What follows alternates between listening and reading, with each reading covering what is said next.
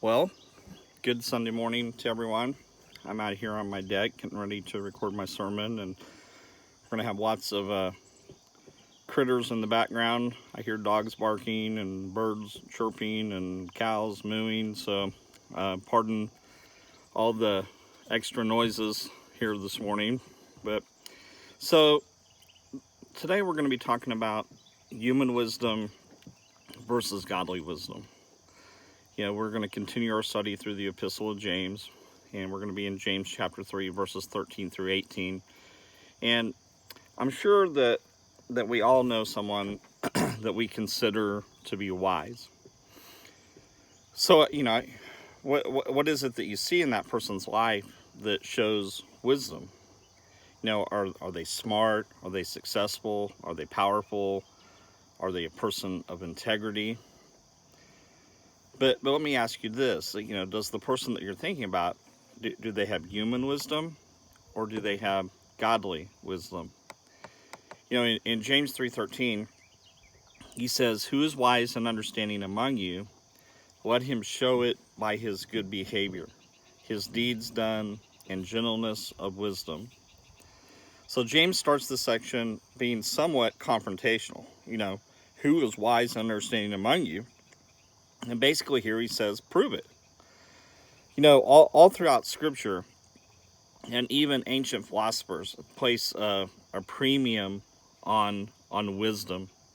And wisdom can be defined not simply as a matter of possessing factual knowledge, but properly and effectively applying truth to everyday life. King Solomon said in Proverbs 4:7, "Acquire wisdom, and with all your inquiring, get understanding." Throughout history, wisdom has been considered to be, one of the highest and most valuable of all possessions. But the Hebrews understood that true wisdom came from God. It was not just intellectual, it was behavioral. To the Jews, wisdom was the skill of living righteously. I read somewhere that it said that the biggest fool is the one who knows the truth and fails to apply it. In my many years of youth ministry, I would often talk to the students about the importance of making wise choices. And I often would read Proverbs 13:20, which says, walk with the wise and become wise, associate with fools, and you will get into trouble. A wise person could be defined as someone who knows right from wrong and chooses to do what is right, even when it's hard. And a fool is someone who knows the right thing to do, but chooses not to do it. Both the Old Testament and the New Testament make clear that there are two kinds of wisdom.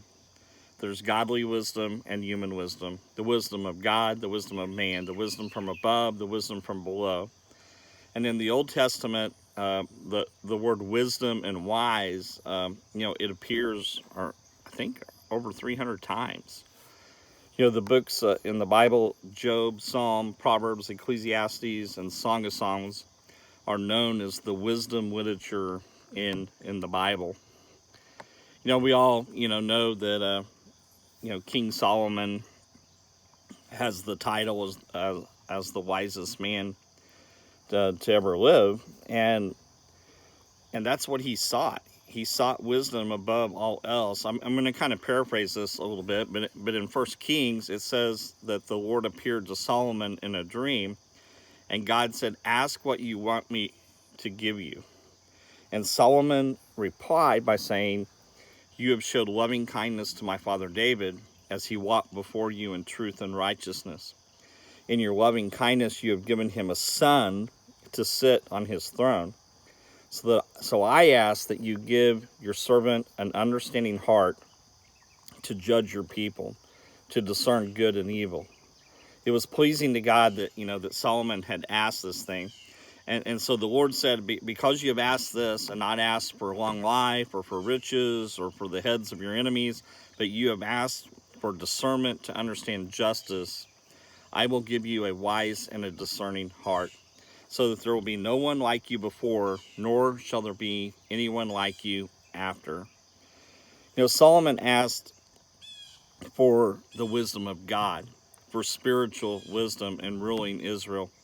And he wanted his this wisdom, to be able to solve the economic, military, and social problems in his kingdom.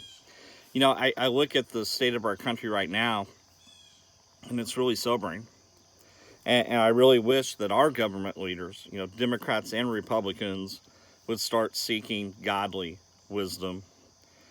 He goes on to say there in James 3:14 through 16, but if you harbor bitter envy and selfish ambition in your hearts, do not boast about it or deny the truth.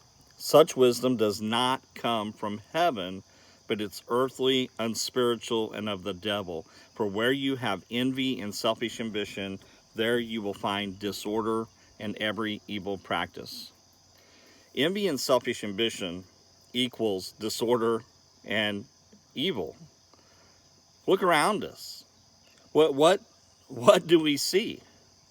In many ways, what I'm seeing anyway is disorder and evil.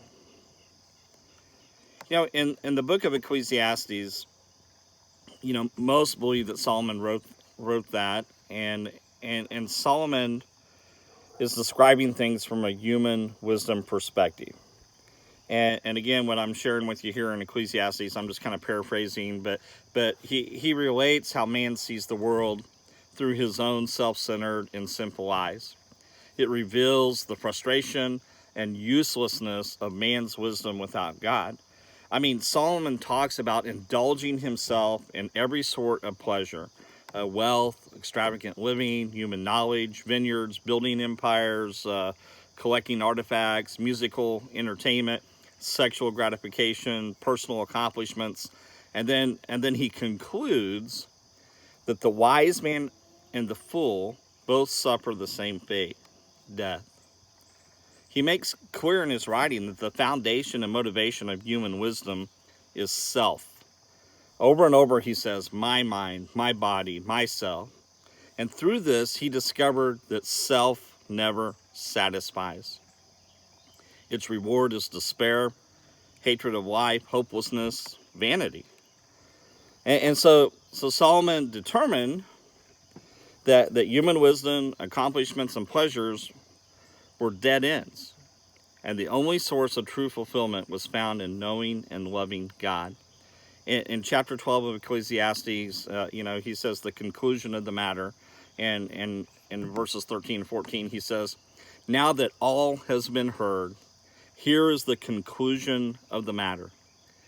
Fear God and keep his commandments, for this is the whole duty of man. For God will bring every deed into judgment, including every hidden thing, whether if it is good or evil. So back to James. First of all, it's the test of wisdom. You remember, James is writing this letter to those in the church who have been scattered due to persecution. And as we read through this epistle, he gives us a series of tests to determine if we have a genuine faith. And here in James 3, this morning, he gives us another test, the test of wisdom. I mean, we've had the test of how we respond to trials. We've had the test on how we respond to temptation. We've had the test on how we respond to God's word. We've had the test of helping those in need without showing favoritism. We've had the test of producing good works. And last week, we had the test of the tongue, how we talk to and how we treat others. And today, we're looking at the test of wisdom. So back to James 3:13. Who is wise and understanding among you? Let him show it by his good behavior, by deeds done in the gentleness of wisdom. So James is saying, if you claim to have godly wisdom and understanding, prove it. And how do you prove it? By showing it in your life. And he gives us three ways here that he says show it by your good behavior. You show your wisdom and understanding by your lifestyle. You show it by righteous and godly living. Secondly, he says you show it by good deeds. You show your wisdom and understanding by activities and things that you're involved in. Are the things that you're doing and involved in, do they help others? And then thirdly, you show it by gentleness of wisdom. Well, that one's a little bit different. What does that mean? It carries the idea of tenderness, of graciousness. It could be translated to meekness, but it doesn't mean weak. One commentary I read described it as power under control. Gentleness has always been a God-honored trait. It's a fruit of the Spirit. In the Sermon on the Mount, Jesus said, "Blessed are the gentle, for they shall inherit the earth." I mean, Jesus said of himself in Matthew 11:29, he said, "Take my yoke upon you and learn from me, for I am gentle and humble in heart."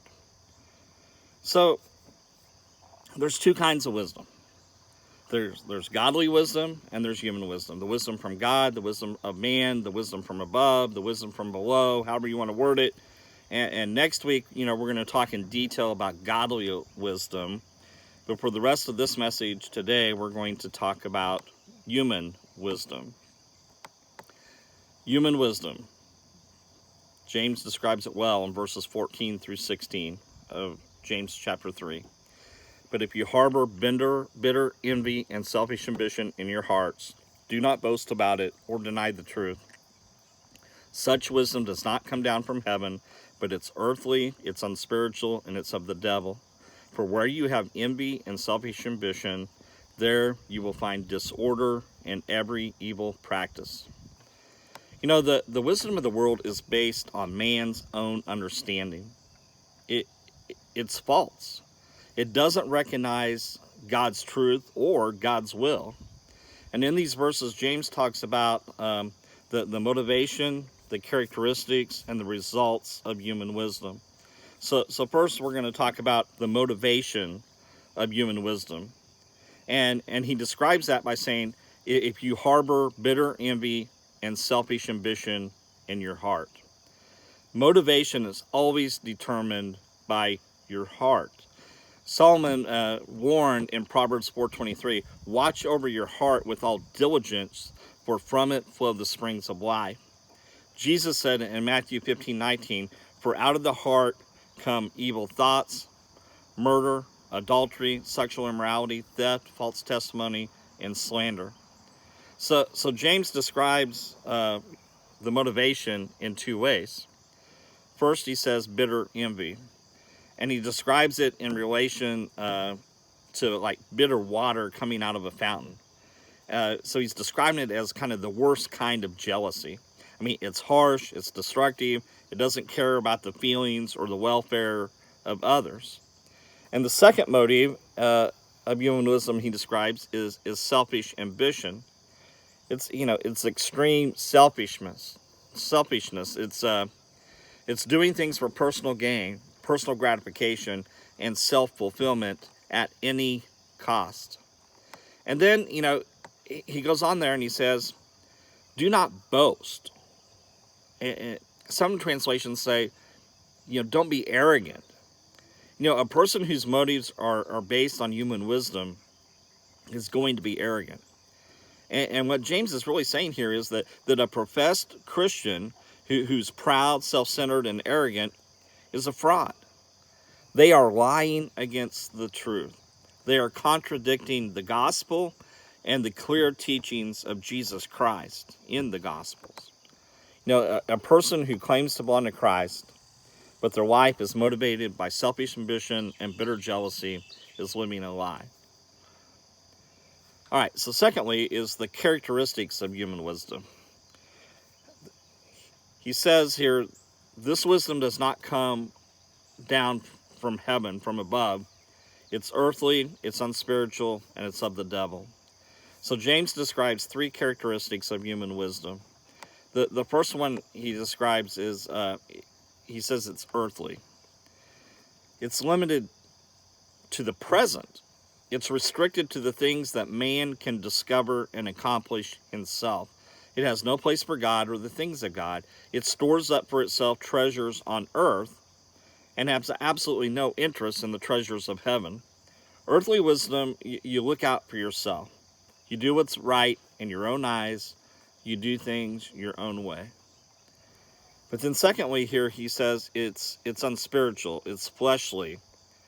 It doesn't accept the things of God, for to them it is foolish, and they don't understand. Paul wrote in 1 Corinthians 1:18, the message of the cross is foolishness to those who are perishing, but to us who are being saved, it is the power of God. And then he goes on to say in verses 19 and 20, for it is written, I will destroy the wisdom of the wise, and the intelligence of the intelligent I will frustrate. Where is the wise man? Where is the scholar? Where is the philosopher of this age? Has not God made foolish the wisdom of the world? And then in chapter 2 of 1 Corinthians, verse 14, Paul goes on to say, the man without the Spirit does not accept the things that come from the Spirit of God, for they are foolishness to him, and he cannot understand them. Human wisdom is earthly. Human wisdom is unspiritual. And thirdly, he says, human wisdom is of the devil.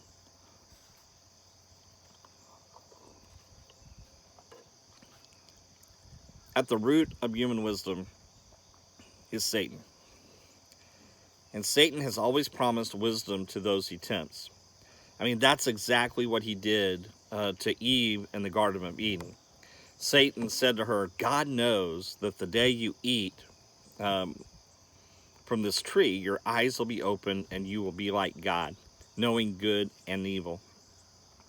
He deceived her, saying, you're not going to die and you're going to become like God. And that day, the lie that man can be his own God was born, and it continues today. Paul wrote in 2 Corinthians 11, I am afraid that as the serpent deceived Eve by his craftiness, that your minds will be led astray from your sincere and pure devotion to Christ. If someone comes to you preaching another Jesus whom we have not preached, or a different gospel that you have not accepted, such men are false apostles.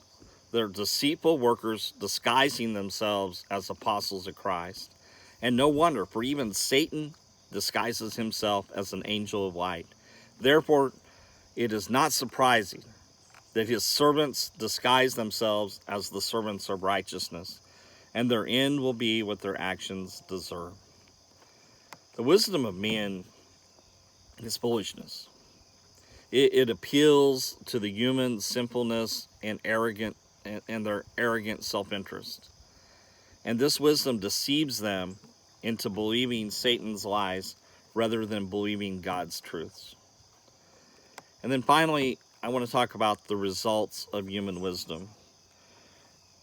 And I mentioned this earlier on in the message, but where envy and selfish ambition exist, there is disorder and every evil practice. Envy and selfish ambition equals disorder and every evil practice.